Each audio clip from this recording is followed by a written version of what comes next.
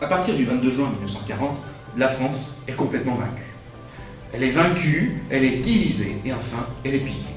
La France est vaincue, la France doit payer, à partir du 22 juin 1940, de très lourdes indemnités de guerre. Rendez-vous compte, tous les jours, elle doit verser près de 20 millions de Deutschmark pour financer les Allemands et l'occupation de l'Allemagne de son propre sol. Et là, la France est ensuite divisée en plusieurs zones. Premièrement, l'Alsace et la Lorraine sont confisquées et directement rattachées au Reich. Deux autres zones d'occupation, la France du Nord est directement soumise à l'armée et au contrôle de l'armée allemande.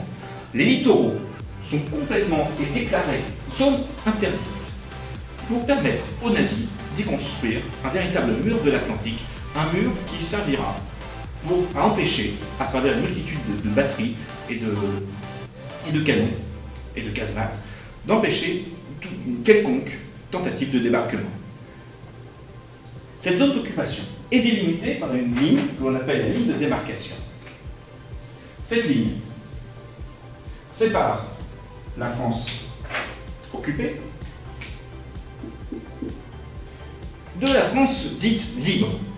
La France maintient, tout du moins jusqu'en novembre 1942, l'illusion qu'une partie de son territoire reste libre, indépendante, non soumise aux nazis. Cette France-là a pour capitale Vichy, qui servira de capitale à la République éphémère, l'apparence d'une république, de ce nouveau régime. Enfin, dernière zone, les Italiens occupent une dernière partie, les Alpes et la Corse. La France est véritablement déchirée suite au 22 juin 1940. Dernièrement, la France est pillée. La France et les Français sont contraints au rationnement et à un rationnement drastique. Toutes les usines et tous les champs sont réquisitionnés par l'Allemagne pour financer et pour garantir l'économie de guerre allemande.